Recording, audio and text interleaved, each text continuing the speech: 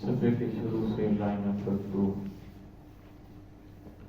سورۃ اعراف کی آیت نمبر 187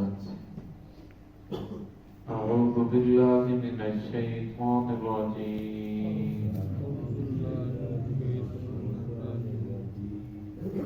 بسم اللہ الرحمن الرحیم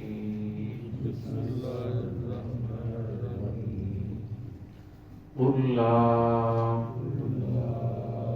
أملك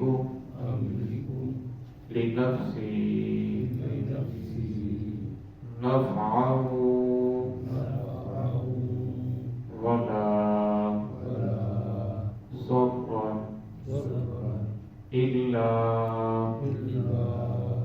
ما شاء الله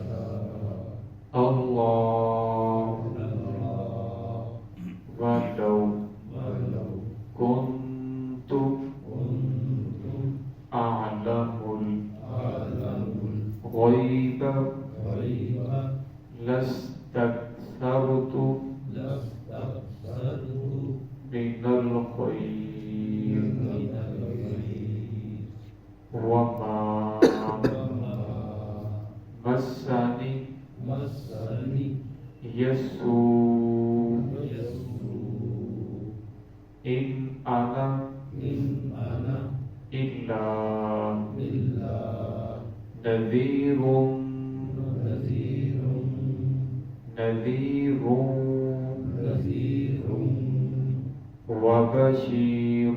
إن أنا إلا نذير وبشير لقوم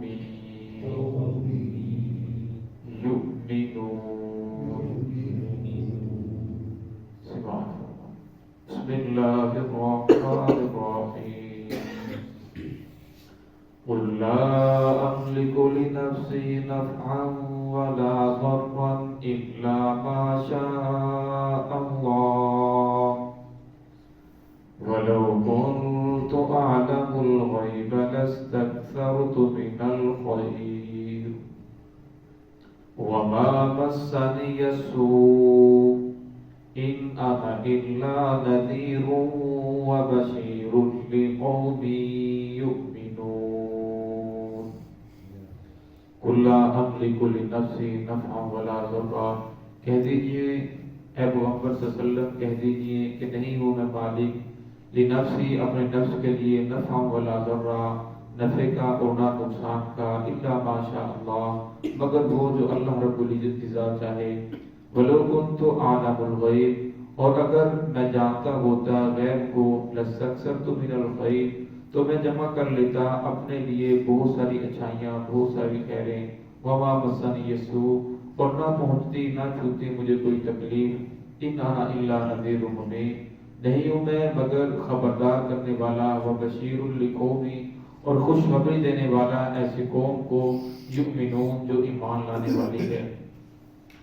گزشتہ آیات کے اندر یہ بات گزری کہ کفار مکہ آپ صلی اللہ علیہ وسلم سے یہ سوال کرتے تھے یسألونک عن الساعۃ ایان مرساہا کہ اس قیامت کی آپ نے رٹ لگا رکھی ہے قیامت آنے والی ہے دنیا کو چھوڑ کر چلے جانا ہے وہ قیامت کب ہے وَيَقُولُونَ مَتَىٰ هَٰذَا الْوَعْدُ إِن كُنتُمْ صَادِقِينَ اگر تم سچے ہو تو اس قیامت کو لاتے کیوں نہیں. تو آپ صلی اللہ علیہ وسلم کے اوپر طرح طرح کا وہ اعتراضات کرتے تو اللہ رب العزت نے فرمایا کہ ان سے کہہ دیجیے قُلْ إِنَّمَا عِلْمُهَا عِندَ اللَّهِ اس کا علم تو اللہ رب العزت کے پاس ہے. اب قیامت آنی ہے کب آنی ہے کس وقت آنی ہے یہ اللہ رب العزت جانتے ہیں.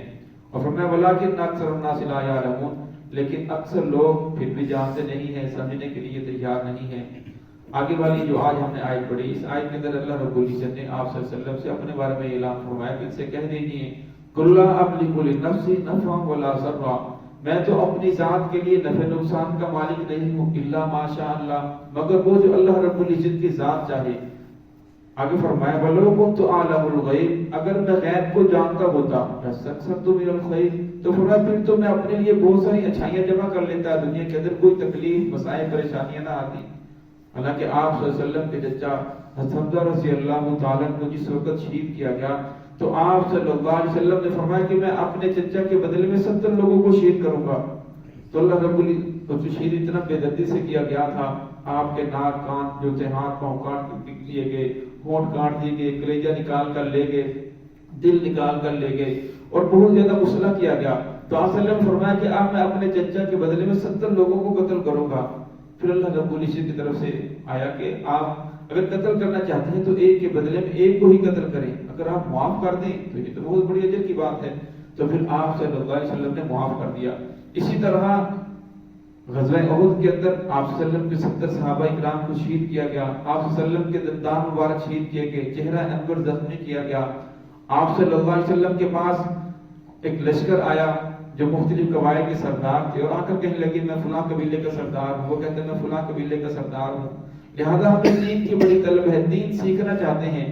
آپ ایسا کریں ہمارے ساتھ کچھ صحابہ اکرام کو بھیج دیں, اپنے ساتھیوں کو بھیج دیں جو ہمیں دین سکھائے. کچھ لوگوں کو بھیجا تو کہنے لگے ہماری تو تعداد بہت زیادہ ہے, یہ تو کم لوگ ہیں.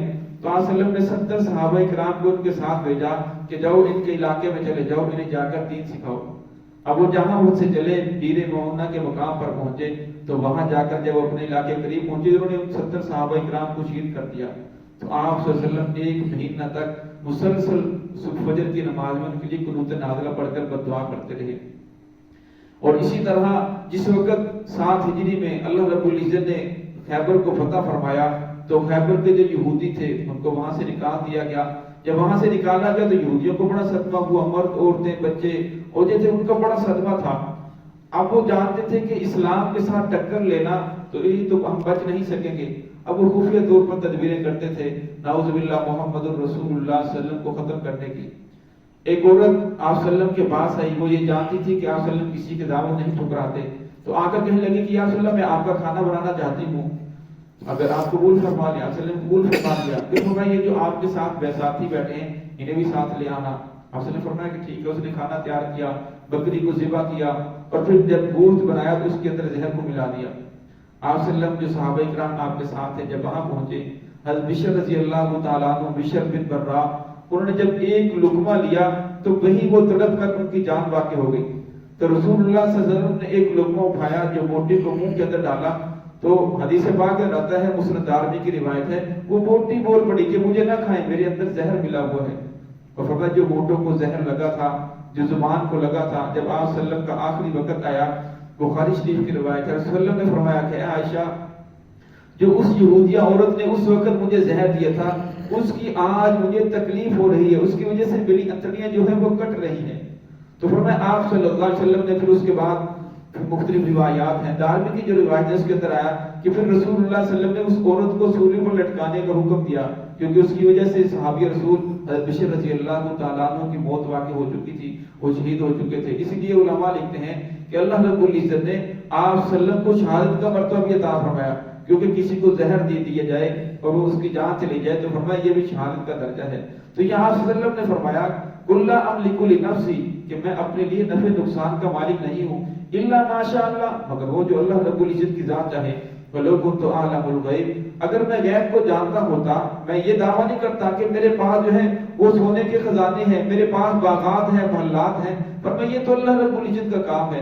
کیونکہ کفار مکہ کہتے تھے اگر آپ واقعی اللہ رب العزت کے نبی ہیں تو یہاں اتنے بڑے بڑے پہاڑ ہیں, پہاڑوں کو ختم کر دیں, یہاں باغات ہونے چاہیے, یہاں پانی کا چشمہ ہو, آپ کے لیے سونے کا گھر ہونا چاہیے. اگر آپ اللہ رب العزت کے نبی ہیں تو آپ آسمانوں پر چڑھ جائیں اور وہاں جا کر اللہ رب العزت کتاب لے کر آئیں. اس طرح کے طرح طرح کے آپ صلی اللہ علیہ وسلم سوالات کرتے, تو آپ صلی اللہ علیہ وسلم نے فرما دیا وَلَوْ كُنْتُ أَعْلَمُ الْغَيْبَ, اگر میں غیب کو جانتا ہوتا لَسْتَكْثَرْتُ مِنَ الْخَيْرِ, تو پھر میں اپنے لیے بہت ساری اچھائیاں جمع کر لیتا, مجھے کوئی بھی تکلیف نہ پہنچتی. آپ صلی اللہ علیہ وسلم نے فرمایا کہ جتنے انبیاء کو تکلیف پہنچی سب سے زیادہ, جتنے تمام کے تمام انبیاء کو تکلیفیں پہنچی, اور میں ان سب سے مقابلے میں مجھے زیادہ دین کے بدلے میں ستایا گیا, دین کے بدلے میں مجھے زیادہ تکلیفیں پہنچی. وَمَا مَسَّنِيَ السُّوءُ, پھر مجھے کوئی بھی تکلیف نہ پہنچی. ان انا الا نذیر مبین, یہاں بتا دیا کہ میرا کام تو یہ ہے, ان انا الا نذیر مبین, میں تو خبردار کرنے والا ہوں, بشیر لقوم یؤمنون, خوشخبری دینے والا ہوں ایسی قوم کے لیے جو ایمان لانے والی ہے.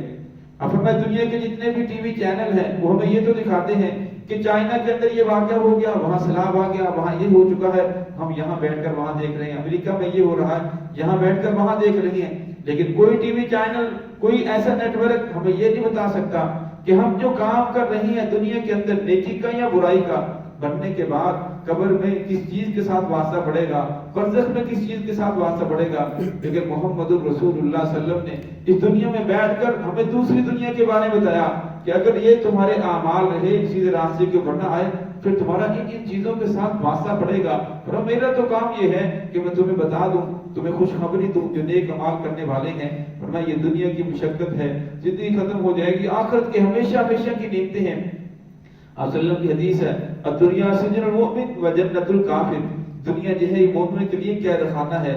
فرمایا جو انسان کا قید خانے کے اندر ہوتا ہے اس کے لیے قیودات ہوتی ہیں، اس کے لیے پابندیاں ہوتی ہیں، اور فرمایا جو انسان قید خانے کے اندر نہیں ہوتا اور وہ اپنی مرضی سے زندگی گزارتا ہے، فرمایا مومن کے لیے قید خانہ ہے، اس وقت سونا ہے، اس وقت اٹھنا ہے، فجر کی نماز اس وقت پڑھنی ہے، ظہر اس وقت پڑھنی ہے، باپ کے ساتھ ایسا سلوک کرنا ہے، بیٹوں کے ساتھ ایسے رہنا ہے، والدین کے ساتھ ایسا سلوک کرنا ہے، بچوں کے ساتھ کیسے سلوک کرنا ہے، پڑوسی کے کیا حقوق ہیں، رشتہ داروں کے کیا حقوق ہیں، غلاموں کو کیا حقوق ہیں۔ فرمایا انسان جو ہے، مسلمان جو ہے، جو مومن ہے، اس نے اس کے مطابق زندگی گزارنی ہے۔ لیکن فرمایا کافر کے لیے جنت ہے، وہ جو چاہے کرتا پھر جو دل کے اندر بات آتی ہے وہ کرتا ہے، لیکن فرمایا آخرت میں کافر کا کوئی حصہ نہیں ہے، اور پھر مومن کا جو سارا حصہ ہے وہ تو آخرت کے اندر ہے۔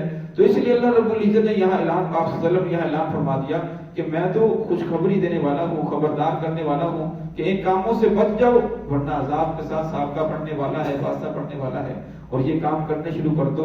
لِقَوْمٍ يُؤْمِنُونَ، فرمایا ایسی قوم کے لیے جو ایمان لانے والی ہے ان کو خوشخبری دینے والا ہوں۔ یہ دنیا کی زندگی کتنی زندگی ہے، 60-70 سالہ زندگی یہ ختم ہو جائے گی، 100 سال۔ فرمایا اگر کسی کو 1000 سال کی زندگی مل جائے آخر اس نے بھی دنیا کو چھوڑ کر جانا ہے۔ نوح علیہ السلام کے بارے میں آتا ہے حدیث پاک اندر، اللہ رب العزت نے 1400 سال زندگی عطا فرمائی، اور فرمایا نوح علیہ السلام کے پاس ایک عورت آئی اور آ کر کہنے لگی کہ میرے بچے چھوٹی عمر میں فوت ہو جاتے ہیں، دعا کریں کہ اللہ رب العزت نے لمبی عمر عطا فرمائے۔ فرمایا کتنی عمر میں؟ فرمایا 300 سال، 350 سال کی عمر میں۔ تو انہوں نے فرمایا کہ ایک امت ایسی آنے والی ہے جس کی عمر جو ہوگی اوسط عمر 62-63 سال ہوگی۔ تو انہوں نے پوچھا کہ وہ اتنی دیر کے اندر کیا کریں گے؟ تو فرمایا وہ بڑے بڑے محلات بنائیں گے، دنیا کے اندر بڑے بڑے کارنامے سر انجام دیں گے۔ تو وہ عورت کہنے لگی اگر میں وہ زمانہ پاؤں تو میں 60-70 سال جو ہے سجدے کے اندر ہی گزار دوں۔ فرمایا یہ چھوٹی سی زندگی ہے، یہ زندگی ختم ہو جائے گی، اور فرمایا اگر اسے محمد رسول اللہ صلی اللہ علیہ وسلم کے لائے ہوئے طریقے کے مطابق، دین کے مطابق گزار دیا جائے پھر ہمیشہ ہمیشہ کی نعمتیں، پھر ہمیشہ ہمیشہ کی راحتیں، اور پھر کوئی پریشانی نہیں ہوگی۔ فرمایا علماء فرماتے ہیں کہ یوں سمجھو جنت کے اندر ایک چھوٹی خدائی ہوگی، جو دل کے اندر بات پیدا ہوگی وہ فوراً پوری ہو جائے گی۔ دنیا کے اندر جتنا بھی بڑا مالدار، وزیر اعظم، صدر مملکت سے لے کر کوئی بھی بڑے سے بڑا ہو، لیکن ہر آدمی کی ہر خواہش پوری نہیں ہوتی۔ فرمایا جنت کے اندر اللہ رب العزت انسان کی ہر خواہش کو پورا فرمائیں گے۔ دعائیں کہ اللہ رب العزت ہم سب کو اپنا تعلق محمد رسول اللہ صلی اللہ علیہ وسلم کے دامن سے جوڑنے کی توفیق عطا فرمائے۔